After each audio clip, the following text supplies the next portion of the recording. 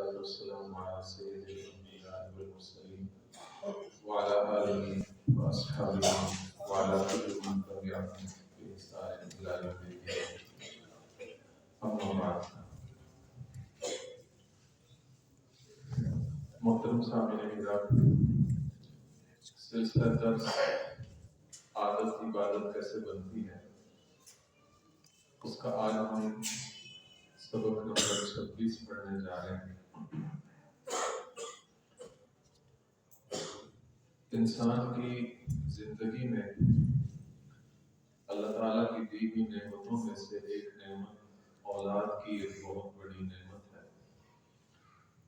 اس کی ہر والدین اپنی اولاد کی تربیت کرنے کے ظاہر ان کی عادت ہوتی ہے، کوئی نہ کوئی بات ان کو سکھاتے رہتے ہیں، اچھی باتوں کی تلقین کرنا، بری باتوں سے بچانا۔ اگر ہم اس کو اپنی مرضی سے، اپنے طور طریقوں سے، اپنے خاندانی طریقوں سے یہ تربیت کریں گے جس میں اللہ اور اس کے رسول کی تعلیمات شامل نہیں ہوگی، تو یہ ایک انسانی عادات میں سے ایک عادت رہے گی، اس میں عبادت کا پہلو نہیں ہوگا۔ لیکن اگر ہم اولاد کی تربیت کرتے وقت اس چیز کو مد نظر رکھیں کہ میں نے ایسے تربیت کرنی ہے جیسے میرے اللہ اور میرے آقا دو عالم صلی اللہ علیہ وسلم نے تربیت کرنے کا حکم دیا ہے، تو پھر یہ تربیت ہماری جو ہے یہ عادت نہیں رہے گی بلکہ عبادت ہو جائے گی۔ اس کے لیے جو تعلیمات دی گئی ہیں اس کو میں نے 25 پوائنٹ میں لکھا ہے۔ ٹائم کی قلت ہے، اگر آج پورے ہو گئے تو انشاءاللہ کر دیں، نہیں تو کل اس کی تکمیل ہو جائے۔ سب سے پہلی بات یہ ہے کہ اولاد پہ خرچ کرنا یہ باعث اجر و ثواب ہے۔ روزانہ خرچہ دینے کی عادت تو ہے ہی، ہر باپ اپنی اولاد کو کوئی نہ کوئی خرچ تو دیتا ہی ہے۔ اگر اس میں اس بات کی نیت کر لے کہ میرے آقا حضور اقدس صلی اللہ علیہ وسلم نے تعلیم فرمائی ہے کہ اولاد پہ خرچ کرنے پر صدقے کا ثواب ملتا ہے، تو یہ خرچے کا خرچہ بھی ہو جائے گا اور صدقے کا صدقہ بھی ہو جائے گا۔ تو اس نیت سے اپنی اولاد کے اخراجات کو پورا کرنا۔ اسی طرح اگر کسی کے ہاں اولاد پیدا ہوتی ہے تو اولاد کا یہ حق بنتا ہے ماں باپ پر کہ اس کے کان میں اذان اور اقامت کا اہتمام کریں، کہ دائیں کان میں فجر کی اذان دینی ہے، بائیں کان میں اقامت کہنی ہے۔ یہ طریقہ ہے اس کا جو پیدا ہوتے ہی ماں باپ پہ جو حق بنتا ہے۔ تیسرا حق یہ ہے کہ اس کی تحنیک کرنا، کہ جب کوئی بچہ پیدا ہو تو اس کے پیٹ میں سب سے پہلی غذا ایسی چیز دینی چاہیے پیٹ میں جانے کے لیے کہ جو کسی نیک اور صالح آدمی کے لعاب سے تر ہو۔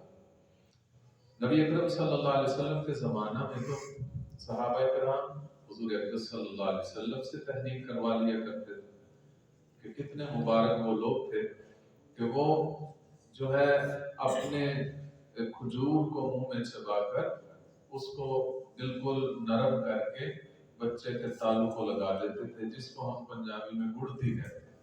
تو تحنیک کرنا کہ نیک آدمی جس کو ہم پوری زندگی دیکھتے رہتے ہیں نیکی پہ وہ قائم ہے، تو اس بات کا اہتمام کرنا کہ اس سے تحنیک کروائی جائے۔ چوتھے نمبر پر یہ ہے کہ 7ویں دن تک اس کا نام تجویز ہو جانا چاہیے، کہ 7ویں دن سے نام جو ہے وہ زیادہ تاخیر نہیں ہونا چاہیے۔ حضرت عمرو بن شعیب عن ابیہ عن جدہ کی سند سے یہ بات مروی ہے ترمذی شریف میں کہ نبی اکرم صلی اللہ علیہ وسلم یہ فرماتے ہیں کہ بچے کی پیدائش کے 7ویں دن نام رکھا جائے اور اسے تکلیف دہ چیزوں کو دور کرنے کے لیے عقیقے کا اہتمام کیا جائے۔ تو اس لیے 7ویں دن سے اس کا نام بھی مقرر ہو جانا چاہیے اور اس کے لیے 7ویں دن عقیقہ بھی کرنا چاہیے۔ 7واں دن پہچاننے میں عام لوگوں کو بڑا شبہ رہتا ہے کہ پتہ نہیں 7واں دن کون سا ہے۔ حضرت مولانا اشرف علی تھانوی رحمہ اللہ نے اس کا ایک اصول بتایا، وہ ذہن میں رہے گا تو 7واں دن پہچاننا مشکل نہیں ہوگا۔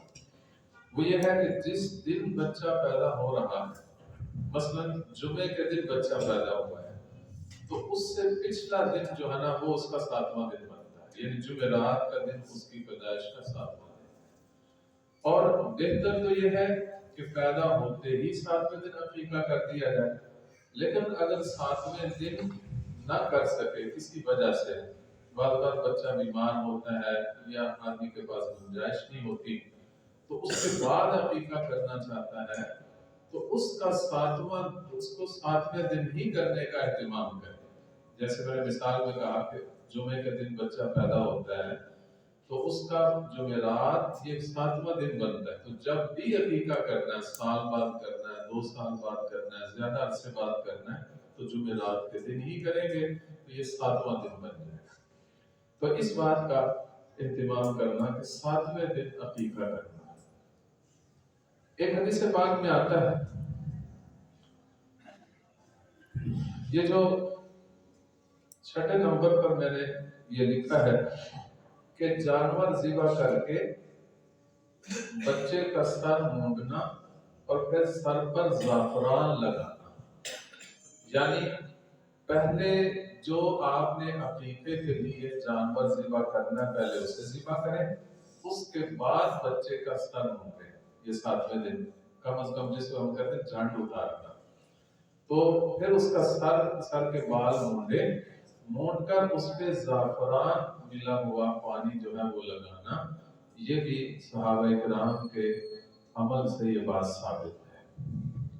اس کے بعد 7ویں نمبر پر یہ ہے کہ جو اس کے پہلی دفعہ کے بال آپ نے مونڈے ہیں، اتارے ہیں، ان بالوں کا وزن کر کے اس کے برابر چاندی صدقہ کرنا، تو یہ بھی اس کے جو ہے اس کے حقوق میں سے ایک حق ہے۔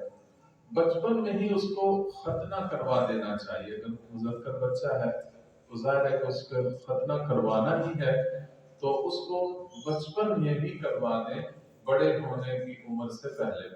اس کا عام طور پر جو مسلمانوں میں رواج ہے 7ویں دن ہی کروا لیتے ہیں، اگر تاخیر بھی کرنی ہے تو اس کے ہوش سنبھالنے سے پہلے کر لے، اس کا ختنہ ہو جانا چاہیے۔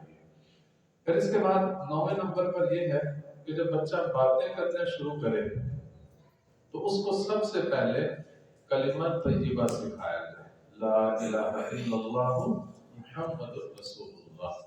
حدیث پاک میں آتا ہے جس کا پہلا کلمہ، پہلی بات اس نے سیکھی لا الہ الا اللہ، اور اس کی موت کے وقت بھی اس کی زبان سے نکلا لا الہ الا اللہ، وہ جنت میں داخل ہوگا۔ تو اس لیے بجائے اس کے کہ ہم ABC سکھائیں یا اور جو دوسری چیزیں ہیں، مختلف باتیں جو ہیں ہم کو سکھائیں، اس کی بجائے ہم پہلا کلمہ طیبہ اس کی زبان پہ جاری کر دیں کہ وہ بولنے لگے تو توتلی زبان سے اللہ کی وحدانیت کے بول بولنا شروع کر دے، لا الہ الا اللہ، اللہ کے سوا کوئی عبادت کے لائق نہیں۔ اسی طرح بچپن میں ہی اس کو اچھی باتوں کی عادت ڈالنا، بری باتوں سے بچنے کی تلقین کرتے رہنا، یہ بھی بچے کی تربیت میں یہ بہت اہم چیز ہے۔ یہ ماں باپ کے ذمہ بہت لازمی چیز ہے۔ اس میں عام طور پر کوتاہی ہوتی ہے کہ وہ گالیاں نکالتا ہے، ہم بڑے مزے سے سنتے ہیں، وہ گانا بولتا ہے، غلط بات کہتا ہے، ہم بڑے مزے سے سنتے ہیں، لیکن یہ اس کی تربیت کو خراب کرنے والی بات ہے۔ اسی طرح 7 سال کی عمر پہ بچہ پہنچ جائے تو اس کو نماز کا حکم دینا، اور 10 سال کی عمر تک اگر وہ نمازی نہیں بنا تو پھر اس کو پٹائی کر کے نماز پڑھانا، یہ نبی اکرم صلی اللہ علیہ وسلم کا حکم ہے۔ اسی طرح 10 سال کی عمر میں جب بچہ پہنچ جائے تو پھر بچوں کے بستر جدا کر دینا، ان کو پھر ایک بستر میں، چاہے وہ دونوں لڑکے ہیں یا لڑکیاں ہیں، کوئی بھی ہے، اولاد کے بستروں کو جدا کر دینا، یہ بھی نبی اکرم صلی اللہ علیہ وسلم کا حکم ہے۔ تو یہ آج ہم نے 12 اس کے حقوق پڑھ لی ہیں، مزید اگر ہم چلیں گے تو ٹائم زیادہ ہوگا، پہلے 4-5 منٹ اوپر ہو گئے، تو انشاءاللہ باقی آداب ہم کل پڑھیں گے۔